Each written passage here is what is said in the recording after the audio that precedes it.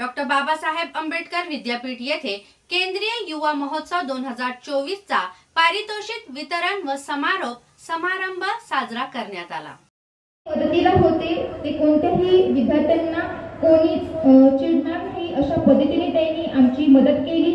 तसेच विविध मंचावर लावलेले साऊंड असतील, प्रकाश योजना असतील, तसेच या ठिकाणचे आयोजन नियोजन खूप चांगल्या प्रकारे केले होते।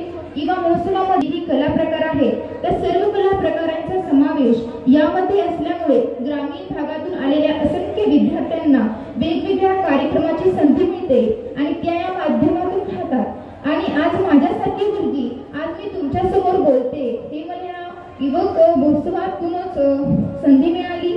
समजते की ज्यांनी मला ते बोलण्याची संधी उपलब्ध करून दिली। तसेच यामध्ये होणारी अनेक कलांकिका आहे, त्याचबरोबर जलसा आहे, कविता आहे, प्रश्न कैलास अंभुरे सर व इथल्या सर्व टीमचे अभिनंदन देईल की त्याबद्दल, कारण की यावर्षी त्यांनी ऑनलाईन नोंदणी ठेवली आहे। त्या ऑनलाईन नोंदणीमुळे असं झाले की PRA नंबरनुसार विद्यार्थ्यांना इथे एवढंच बोले। प्रसिद्ध गझलकार अभिक शेख असं म्हणतात की यारो क्षमा करत चला, यारो क्षमा करत चला, माणसे जमा करत चला, यारो क्षमा करत चला, माणसे जमा करत चला।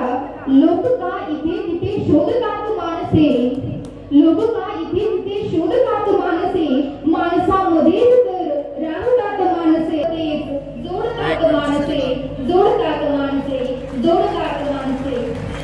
जय हिंद, जय महाराष्ट्र, मनपूर्वक धन्यवाद। या ठिकाणी अक्षरांनी मांडलं। यानंतर फक्त विद्यार्थ्यांनीच नाही तर महाविद्यालयामधून जे संघ व्यवस्थापक या ठिकाणी आलेले आहेत त्यांच्या वतीने देखील एक प्रातिनिधिक मनोगत या ठिकाणी डॉक्टर हंसराज जाधव सादर करणार आहेत। प्रतिष्ठान महाविद्यालय पैठण या ठिकाणी डॉक्टर जाधव सर कार्यरत आहेत। 295 महाविद्यालयांनी या स्पर्धेमध्ये सहभाग नोंदवला आणि खरं तर 2000 विद्यार्थ्यांची या ठिकाणी सोय करण्यात आलेली होती। समीरजी, आतापर्यंत एकही तक्रार आली नाही, निवास व्यवस्था असेल। जाधव सर कृपया 2 मिनिटं।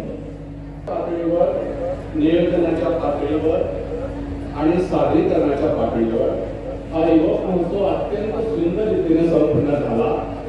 हे संघ प्रमुखांच्या वतीनं मी मान्यवरांना आणि पाहुण्यांना सांगू इच्छितो, गेल्या 12 वर्षापासून म्हणून संघ प्रमुख म्हणून या ठिकाणी येतो आहे विद्यापीठामध्ये, पण हा युवक महोत्सव काहीसा थोडा वेगळा वाटतो। याचा अर्थ अगोदर झालेले युवक महोत्सव पूर्णतः अपयशी होते असं मला म्हणायचं नाही, पण डॉक्टर कैलास अंभुरे यांनी संचालक पदाची जबाबदारी घेतल्याच्या नंतर हा केंद्रीय युवक महोत्सव पहिलाच आहे। पण इतक्या मोठ्या प्रमाणात हा समारंभ यशस्वी करण्यासाठी त्यांनी जी टीम हाताशी घेतलेली होती ती टीम अत्यंत महत्त्वाची होती। सगळ्या पातळ्यांवर सगळ्या रात्रंदिवस झटत होते की आम्हा सर्व प्रमुखांना एक गोड असते काहीतरी उणीव काढण्याची, पण ती सुद्धा संधी या लोकांनी आम्हाला यावर्षी मिळून दिली नाही आणि म्हणून तक्रार समितीकडे एकही तक्रार नोंदवायला आम्हाला संधी मिळाली नाही। एक आम्हाला उणीव वाटत होती की यावर्षीचा युवक महोत्सव परीक्षेच्या काळामध्ये आला असल्या कारणाने विद्यार्थी कमी आलेले आहेत, सहभागी कमी झालेले आहेत, पण पात्रतेच्या वेगळ्या कलाप्रकारामध्ये प्रावीण्य प्राप्त करणारे विद्यार्थी आहेत।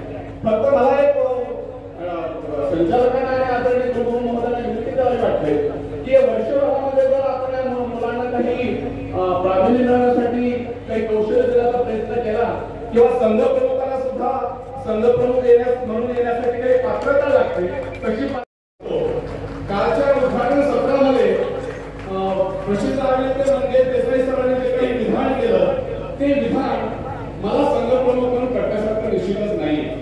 त्यांनी सांगितलं की विद्यार्थ्यांचं आणि कलावंतांचं पुढचं करिअर, तुमची कारकीर्द ही नकळत ते नशिबावर आणि दैवावर अवलंबून असते। मला वाटतं मी नम्रपणे त्यांनाही सांगू इच्छितो आणि आपल्याकडे ती गोष्ट मांडतो की निश्चितच आमची खेळाडू मुलं फार प्रामाणिकपणे कष्ट करत आहोत आणि त्या कष्टाला एक टीम मिळाली तर आम्हाला नशिबावर आणि दैवावर अवलंबून म्हणता येणार नाही। आम्हाला मान्य आहे 1% नशीब होऊ शकतं, पण 99% जे ताकद आहे ते विद्यार्थ्यांच्या आणि कलावंतांच्या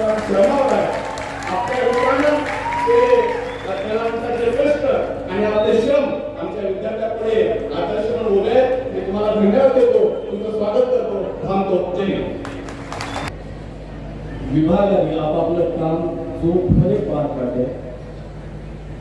सन्माननीय कुलगुरू हे 5:30 वाजता भोजन कक्षात जाऊन प्रमुख जो तिथला जो स्वयंपाकी होता त्याच्यासोबत गप्पा मारायचे.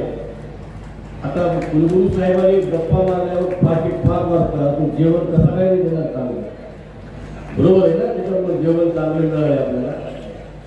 आणि यावर्षी थोडा जाचक असा वाटला आपल्याला प्रवेश प्रक्रियेचा भाग, परंतु यासाठी आवश्यक होता की बरेच भुसकोळ जे आहेत ते भुसकोळ इकडून तिकडून वाकून विद्यापीठाच्या युवक महोत्सवाला धडकून चालायचे आणि बक्षीस घेऊन पण जायचे. ते धार्मिक लोक असतात ते. पण यावर्षी नियम थोडेसे काटेकोर केलेले आणि कैलास आंबोरे सर जेवढे दिसतात तेवढे शांत नाहीयेत ते. त्याच्यामुळे यावर्षी बरेच लोक फसलेले आहेत. पण शांत माणूस आहे, ऐकून घेईल आपण, तसं काही झालं नाही. त्याच्यामुळं काही लोकांनी हे धाडस करू शकले नाही, म्हणून ते इकडे फिरवलेच नाही. मला वाटतं हा निर्णय खूप मोठा घेतलेला आहे कुलगुरू साहेबांनी आणि आंबेडकरांनी. व्यवस्था अत्यंत लक्षपूर्वक केली होती. प्रत्येक ठिकाणी आंघोळीचं पाणी होतं. यावर्षी आमच्या मुलांनी आंघोळी केल्या. प्रमुखांनी